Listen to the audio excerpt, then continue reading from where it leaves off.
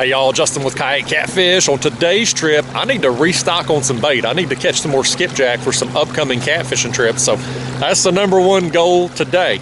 But if I can get them fairly quickly, then I'm going to spend the rest of the afternoon doing some catfishing in this same creek that I'm hopefully going to catch some skipjack in. So I'm going to head to the back of this creek and throw some jigs, see if we can catch some bait, and then we'll see if we can get us a big catfish out of here too. This particular creek, kind of hit or miss for me. It's I've got some really good blue cats here in the past, but it's kind of sporadic. I've had some days where I didn't catch jack diddly poo out here too, but I thought I'm coming out here anyway to catch some bait. If I got some time left over afterwards, we'll at least try to catch some catfish. So anyway, I'm gonna get back here to the back of this creek. We'll start working them jigs, see what happens. Right there's what we're looking for. He just come up splashing. See if we can hook one right over there. Y'all gonna hear my reel squeaking on this video. I'm about to replace this thing. I've got the reel that I'm going to replace it with at the house. I just ain't spooled it with line yet. I ordered some new rods. I was waiting on them to get here before I switched everything over. So y'all probably gonna hear that squeak, squeak, squeak. Sound like a bird chirping. It's still functional. Just needs a little grease, a little oil. Right there. First one. All right, y'all. Skippy #1. That's the target species. Let's see if we can get us a cooler full today. Perfect. Fish. That's another one right here. Oh. Spit it right there at the dang kayak, man. We own some right here, that's the main thing. These skipjack, they got a real hard mouth, like a real bony mouth. It's hard to get a good hook set on them. And so when they come flying up out of the water like a daggone tarpon, that's why we call them Tennessee tarpon. But when they do that, they'll spit it oftentimes, but we clearly own some right here, so we may lose a few, but we're going to load up today. You know, all I'm doing with these jigs here is just chunking and winding. I'm reeling kind of quickly, keeping those jigs just a few inches under the surface as I bring them through the water. And the baits I've got out here today, same thing you've seen me use in recent videos for skipjack, is crappie magnets. 1/8 ounce crappie magnet jig heads with a white and chartreuse body. And look right there, that's probably why I missed that last fish. I've bent my hook. It's good to check these hooks, y'all. Let me get my pliers here. Skipjack will bend some hooks on these jig heads, especially if you get a big one. But anyway, got these white and chartreuse crappie magnets. Got 2 of them tied on in a series. Here in Tennessee, we can have more than that, but generally I like to throw 2. You throw a sabiki rig and you hook 5 skipjack, chances of you landing all 5 pretty daggone slim. You usually end up getting about 2 of them in, at least that's my experience. So I throw baits, I throw rigs with 2 to 3 jigs most of the time. That's all I'm doing, y'all. Again, just chunking, winding, keeping things just under the surface. I had one hit it right there. And just working my way through this backwater creek. Right here in early spring, the water temp's going to be warmest in the back of these creeks, especially with the muddy water we've got from the rain. Right here, I'm looking at my graph, 55 degrees here where I'm at. Out in the main channel, it's still in the 40s. So it's a big jump in water temperature in the backs of these creeks, and that brings in the bait fish, which then brings the skipjack, which then brings the catfish and stripers and largemouth bass and, you know, other sport fish that's going to be eating the shad and skipjack. So this early spring, late winter, early spring time period here is a good time to not only catch bait, but get some better quality game fish also. And when it comes to skipjack, These fish are still pre-spawn. They haven't made their run upriver yet to go spawn, so a lot of them are big and fat. It's a good size to put back for the freezer for those hot summer months when they get tough to come by. Fish right there, buddy. You nailed it. Nailed that thing.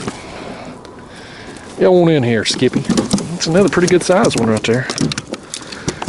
This right here's a good size to make a catfish bait out of. I can get 3 quality sized baits out of that right there. Put them in the cooler.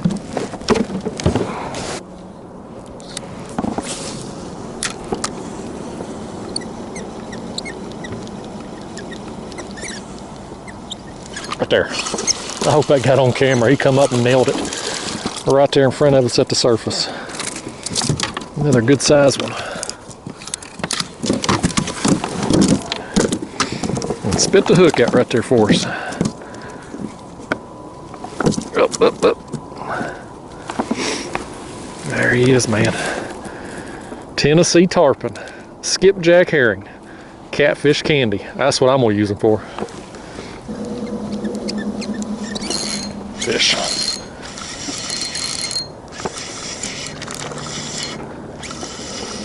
Another one. That one ate the bottom jig. That's a good size one right there too, man. Pre-spawn skippies. They fat.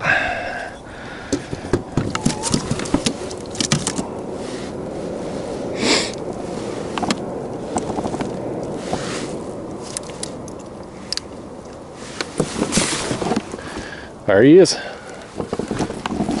There's some right there in front of us. Chasing them shad right there.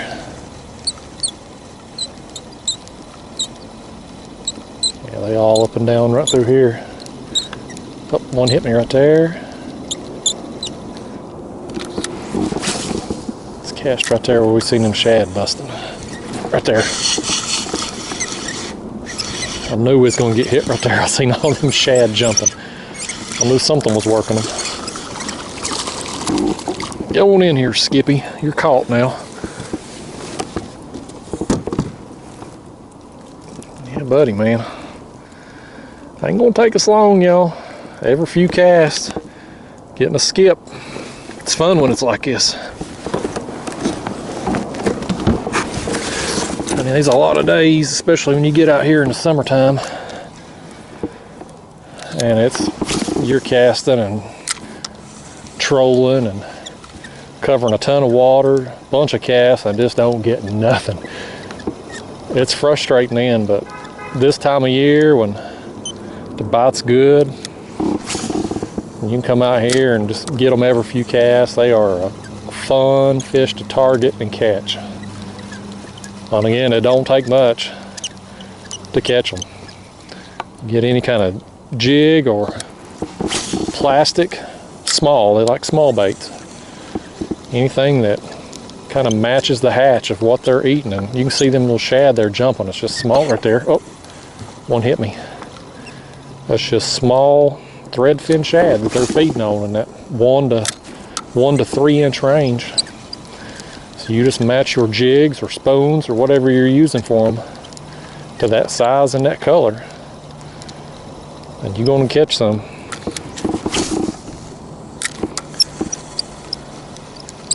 I typically like to troll for them until I find them, but they're pretty easy to spot when they're coming up and chasing shad up on the surface and stuff. All right, y'all. Got a cooler full of skipjacks. I'm just going to take some of these smaller ones that I got, since this ain't really like I said, a catfish area anyway. I'm going to use some of the smaller skips to use for bait through here. And I'll save my bigger ones for the better areas I'm going to be catfishing this week. Oh, look right here, y'all. Look right here. I think we got us one hooked up. What do we do? I wasn't sure it was going to happen, y'all. I didn't think it was going to happen tonight. I've got a whole cooler full of skipjack. Got those pretty quickly. And so I've spent the last couple hours out here trolling this creek for catfish. And oh, that's a danged old channel cat too. That don't even count for us. That don't even count. He's a pretty big channel cat though. Yeah, I'm in this tournament in March here, slot limit tournament. So I'm gonna throw him on the board here. He may actually help me. We'll see. That's a pretty good size one. Y'all, that channel cat right there, it may be too dark for you to see. He's 29.5 inches. He may help me for my slot tournament.